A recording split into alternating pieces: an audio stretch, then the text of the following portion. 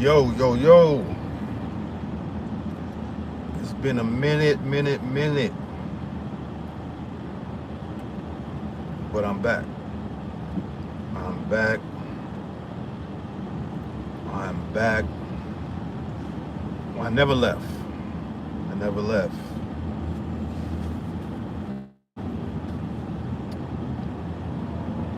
Give it a few minutes.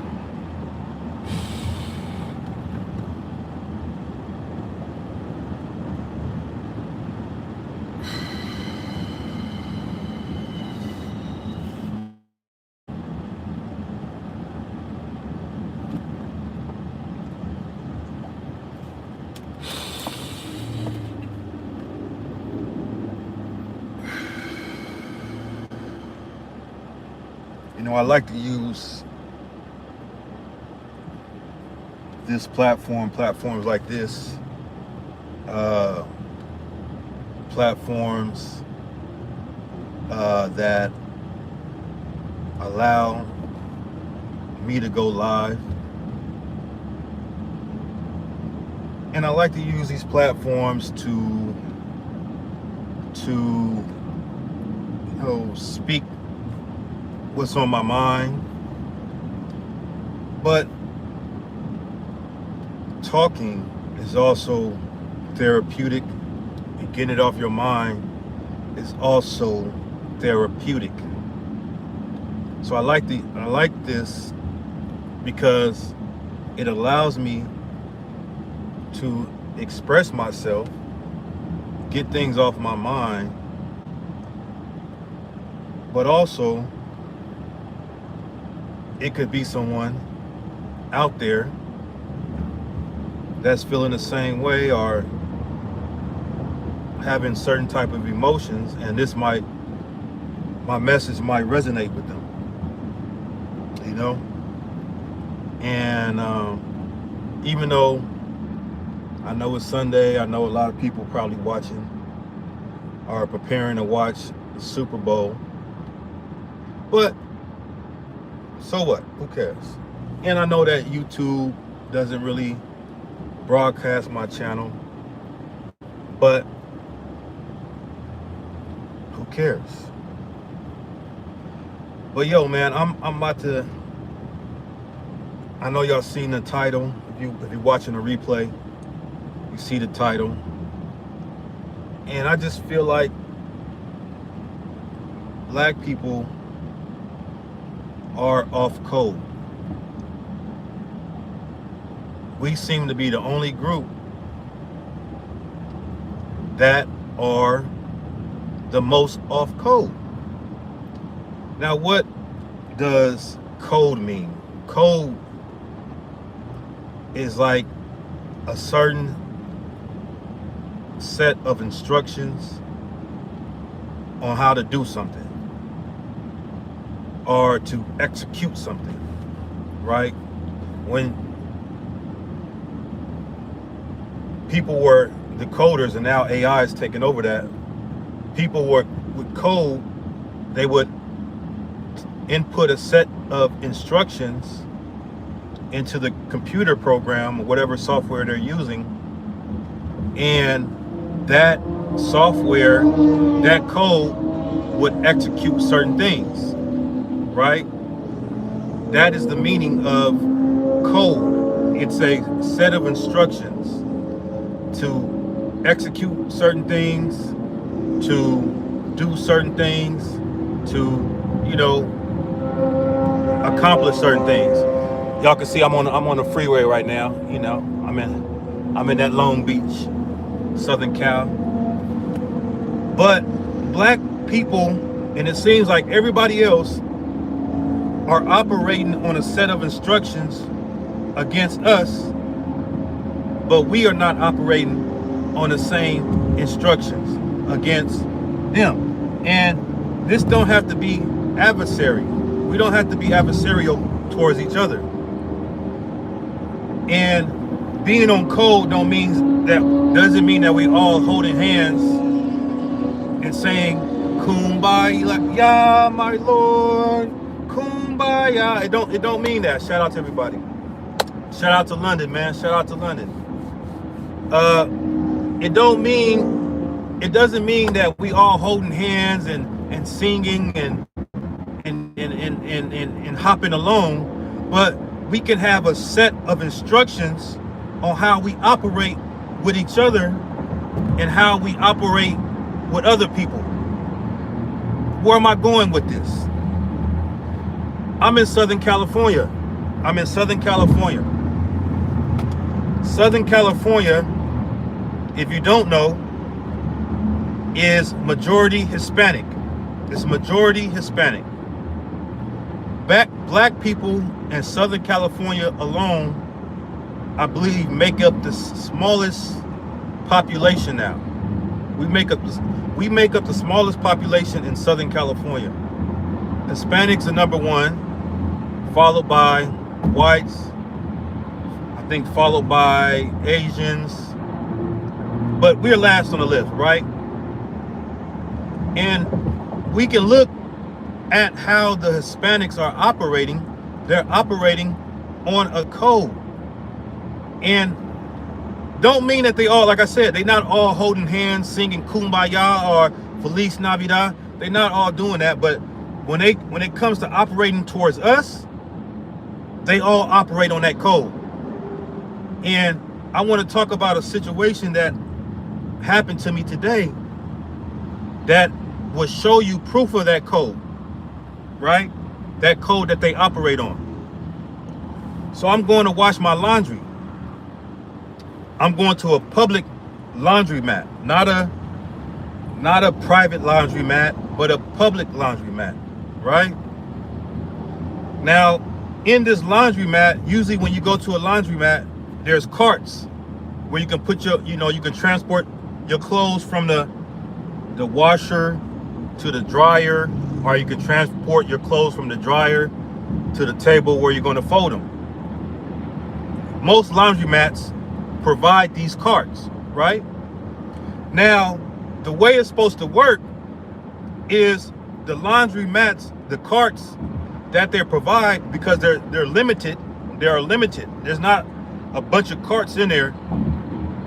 Those carts are supposed to be used to transport your clothes from one spot to another, and then you're supposed to free it up for the next person so they can do the same.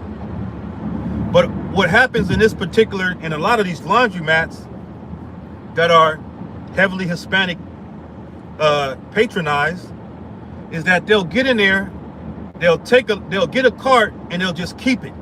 They'll just keep it for the whole hour to 2 hours, right? 3 hours. They're not using it. So let's say their clothes are in the washer, and let's say the cycle is like 30 to 40 minutes.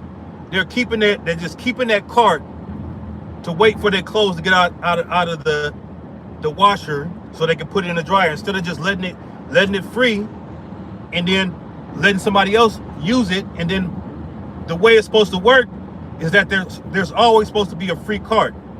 If it's functioning properly, the way it's supposed to function, it's always supposed to be a free cart available. But in this particular laundromat, they're all keeping the carts.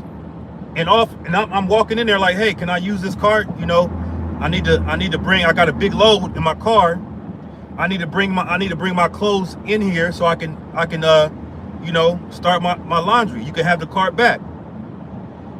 Not one of them. I approached the lady that had a big cart, and they wasn't using it.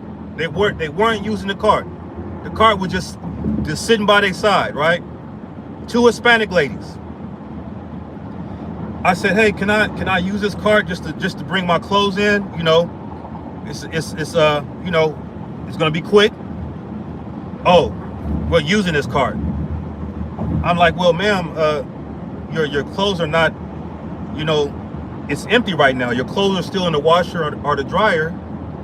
If I can just use the cart to get my clothes to bring them in, rather than have to carry these big ass bags on my back, then you can have the cart back. Like I said, technically they're not supposed to just occupy the cart, but they started to get like hostile towards me, right? They started to say, well, no, you can't use it.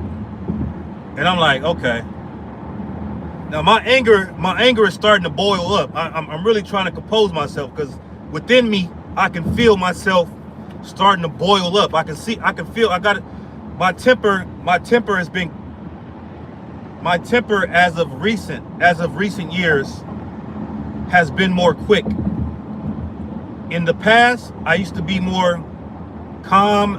My temper used to be less quick to be ignited, but as of the last 4 or 5 years, my temper has been, you know, and it could be a lot of things that lead to that. But so I'm trying to compose myself, and I'm like, really? Is she really like getting an attitude with me for wanting to use an empty cart? And so I said, okay. I composed myself. I kept my cool. Then I went to go look for another empty cart. When I'm going to look for another empty cart, they acting like that because of this. I'm getting to it. They acting like that because of this. They own the code. So I go and look for another empty cart. I said, okay, you know what? Woosah. I go find another empty cart. When I try to go for the other empty cart, somebody try to tell me, oh, I'm using that too. Another Hispanic. I see one black woman in there. She walked by, but she acting like, she just, I'm getting, that's what I'm saying. We off code, right? So I'm like the only black person other than this other black lady. Everybody else is all Hispanic. So I go for the other empty cart, and he's like, oh no, I'm using it. So now I'm really starting to get upset now. Now my anger is starting to really boil. And I'm like, okay, all y'all can't be using these goddamn carts. Basically, y'all just holding up the carts, but y'all not even doing nothing with them. They just sitting right there. And I said, okay, I go for the last empty cart. When I'm grabbing it was an empty cart by the dryer machine. Nobody was using it. Nobody was occupying it. It was like a little bag in there, a little a trash bag. It was an empty cart with a little trash bag in there, sitting by the dryer. I go and take the empty cart. Right when I'm trying to take the empty cart, I guess the Hispanic lady that worked in the laundromat, she come up to me, oh, you can't take that. And just her attitude, the way she's looking at me, the way her body language is like, it's not friendly. And I grab an empty cart anyway. I just grab a cart and I just took it outside, right? And I started to put my dirty clothes in there. But I said, you know what? I don't even want to do business at this place, because now I'm feeling some type of way.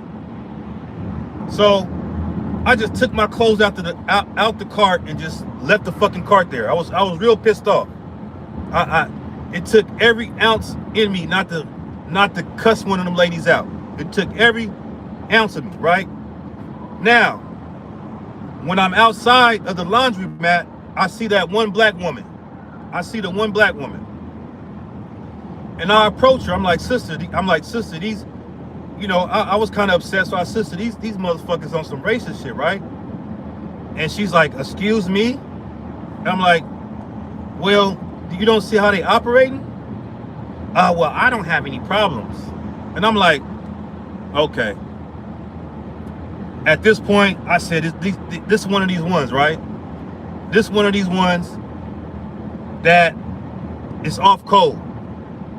So she trying to take up for the Hispanics and how they was acting towards me, because it wasn't about the cart.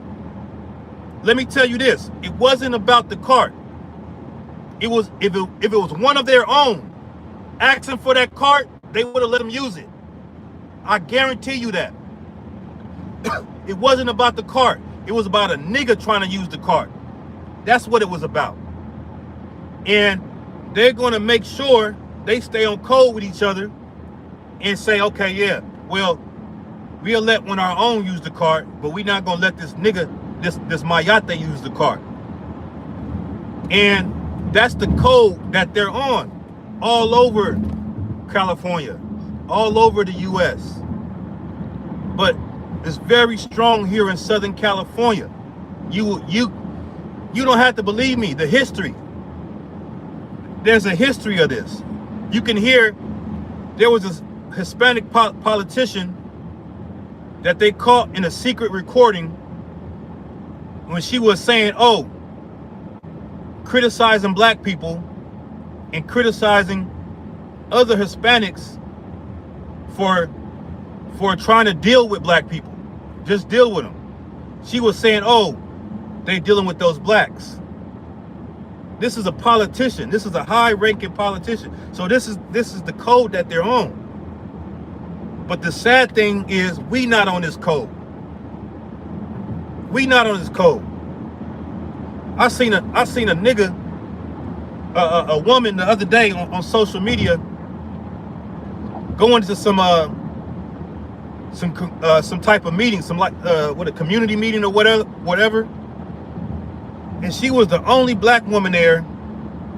I think it was like talking about ICE and how ICE has been operating in the neighborhood, right? But this black woman was acting like a belligerent fool for these Hispanics that wouldn't drop piss on her if she was on fire.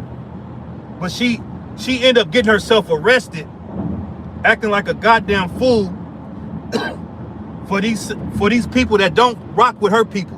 That don't rock with her people like that. They don't. You may have one or two, that's cool, but I'm talking about the majority don't rock with us like that. You know? And that is how we are off code. That's why we are now where we're at. We're on the bottom. Yeah, we got a $2 trillion spending power, consumer power. Consumer power is nothing if it's not organized. It's nothing. But we are not on code on how we should operate, which is why we black folks, especially here in California, especially here in Southern California, is why we are being pushed out, while black businesses are having to close, while black neighborhoods are black people are being pushed out. Historical black neighborhoods, Inglewood, Compton, all these that were once black enclaves, now they being pushed out because we're not on a code. And that's our biggest problem, is going to continue to be our problem until it's and maybe it is too late for us. Maybe it is too late. It is too late. Maybe it is. But all these other groups operate on a code, and don't mean that they always get along. They have in-group fighting. They have Hispanic gangs fighting against each other, but when it comes to other groups of people, they get on code. When it comes to how they going to interact and to deal, especially with black folks, they going to get on that code and they going to operate. This is how we going to deal with them. In that situation that happened in the laundromat was a perfect example. Though it's small, but it's just a microcosm of the code that they're on, all over, in everything that they do, from jobs. When we go apply for jobs, they try to, especially when they become a manager, they make sure they only look out for their own.